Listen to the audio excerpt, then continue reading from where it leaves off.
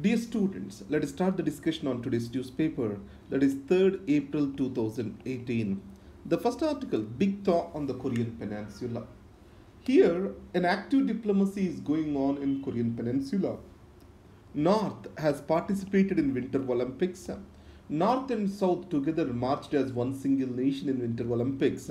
That's a big symbolic gesture from both the countries. And then delegation from South has visited North, and then these also have visited United States of America and briefed Trump about their visit.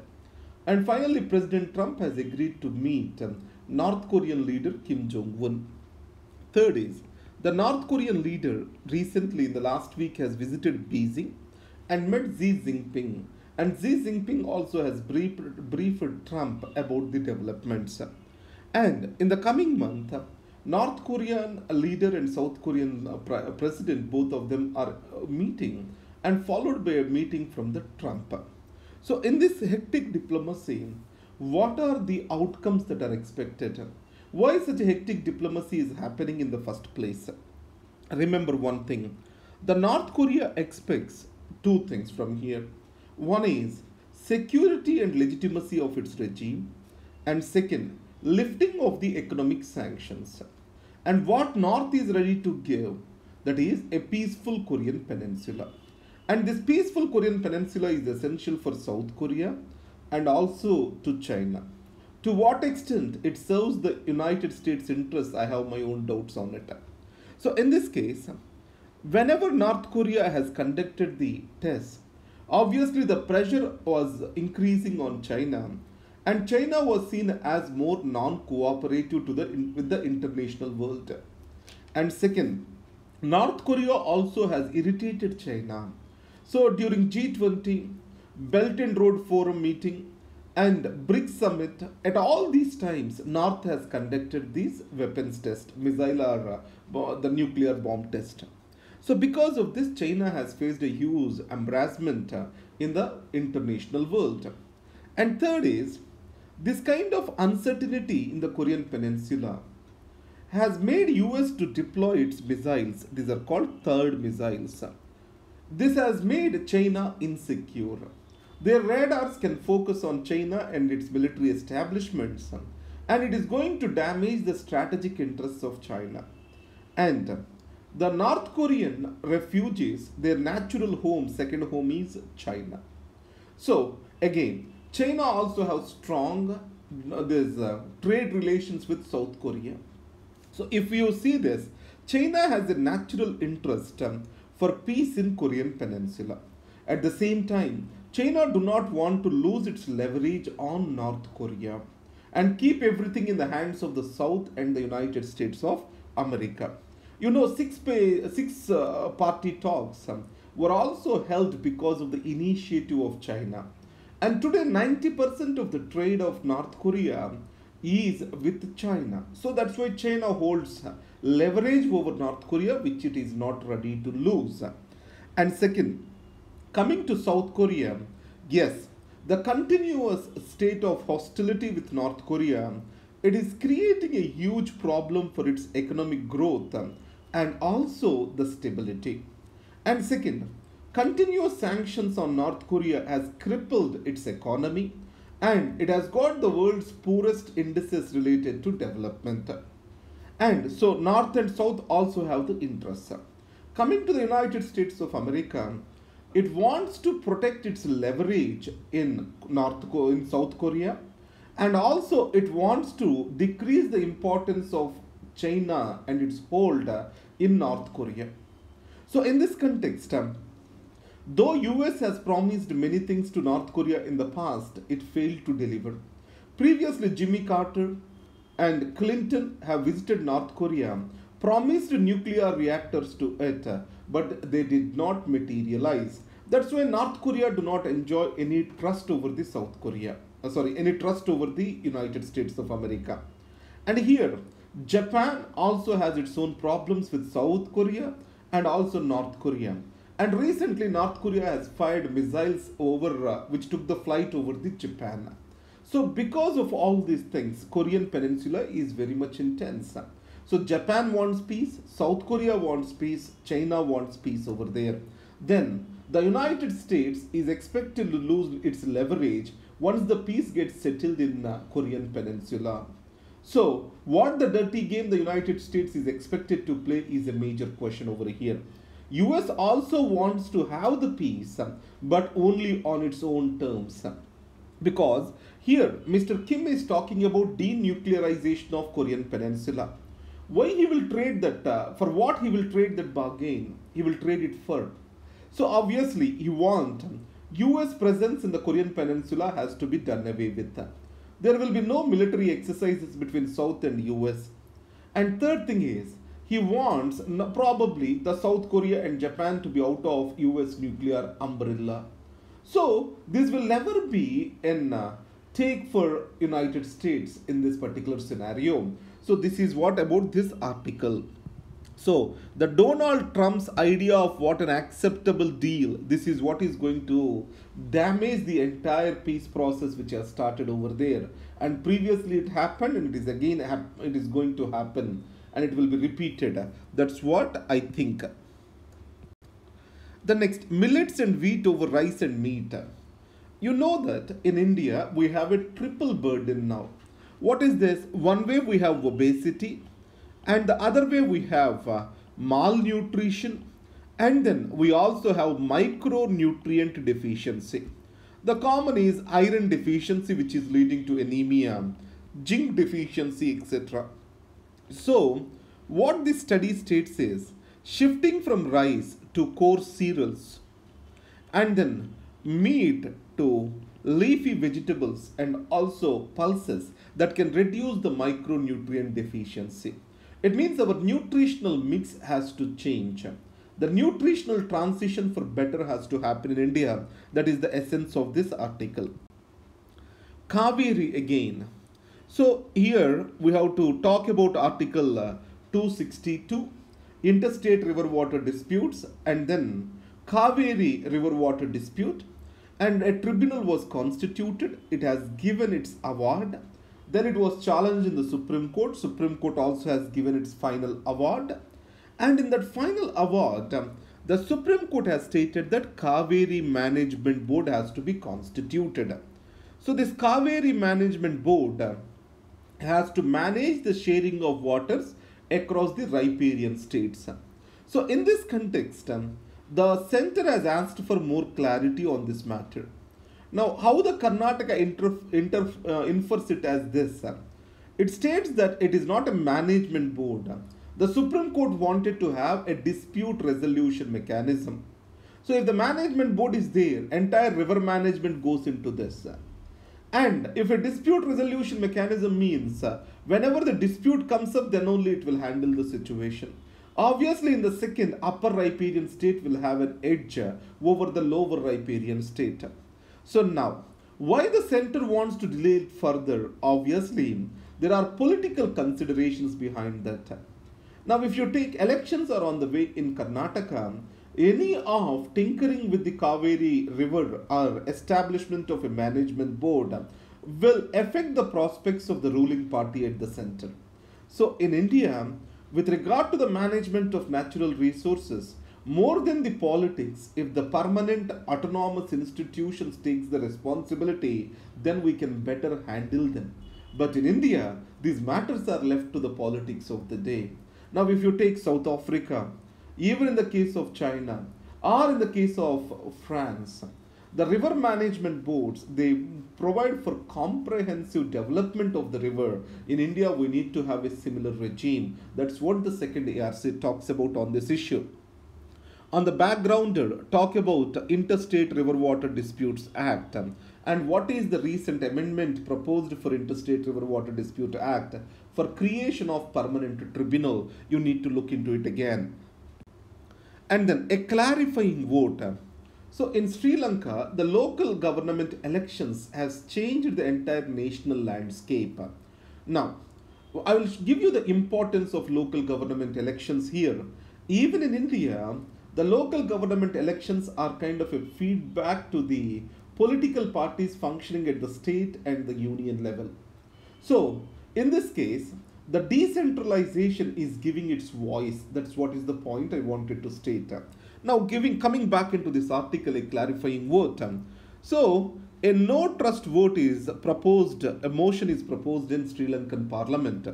You know in Sri Lanka what the government is? National Unity Government.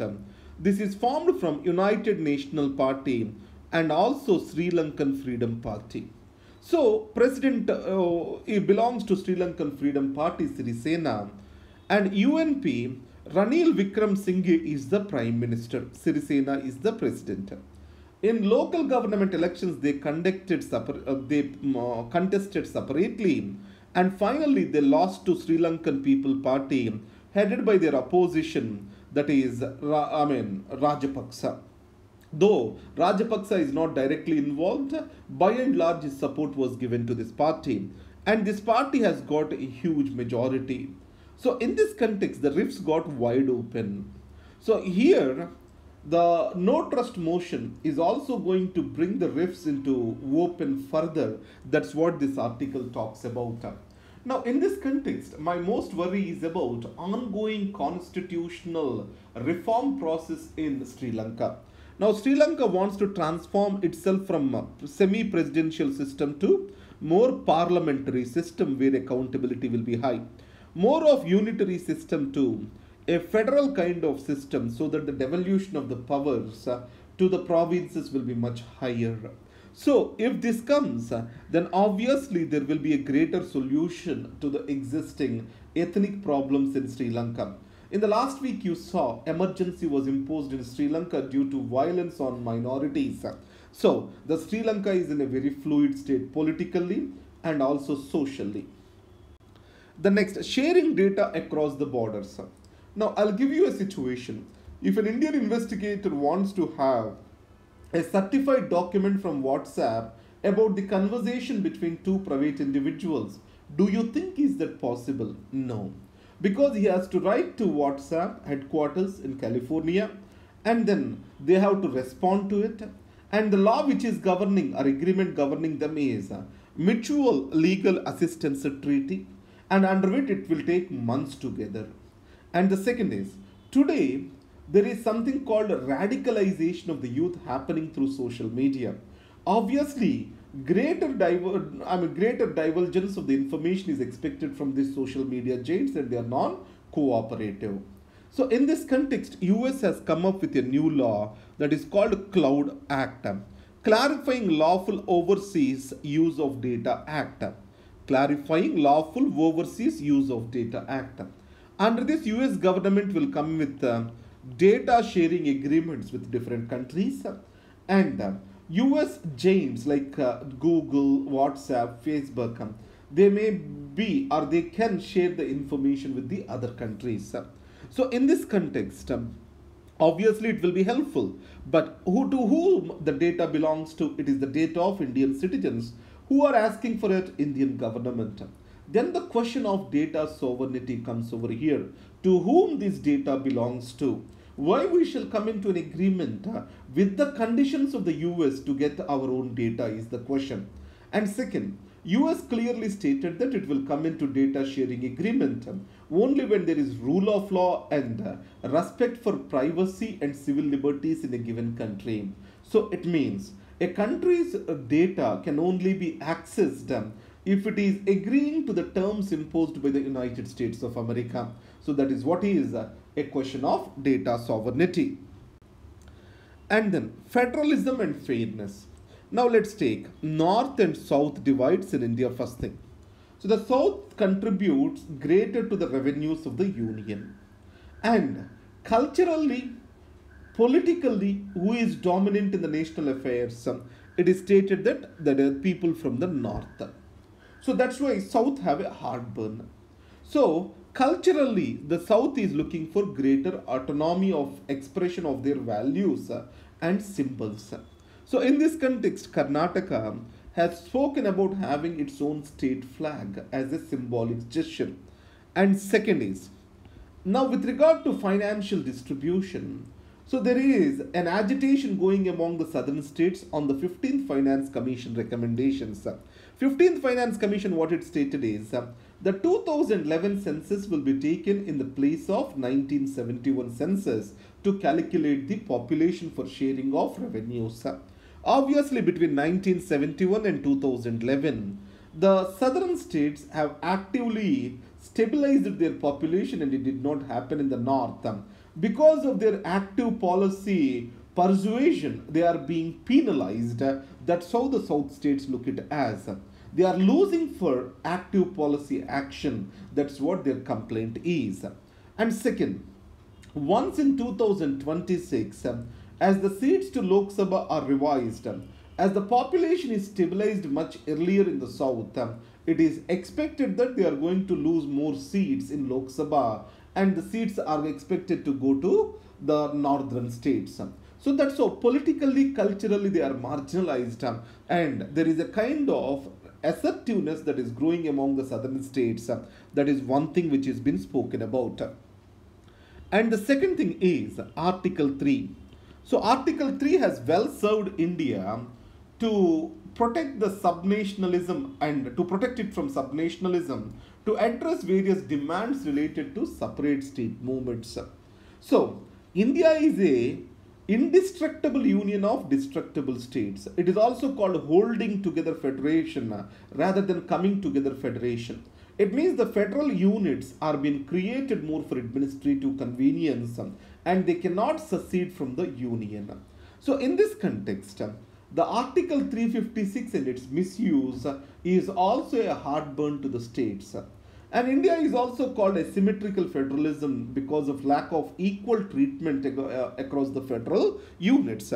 These are the points which are being discussed over here. The center tightens the grip on fake news. Any journalist responsible for printing or posting the fake news, he is expected to lose his accreditation, and he will no more be able to act as or function as a journalist. That's what Ministry of Information and Broadcasting says now. And Malaysia approves the law against the fake news. So the imprisonment is for 6 years if anyone is stated to be posting the fake news against the government.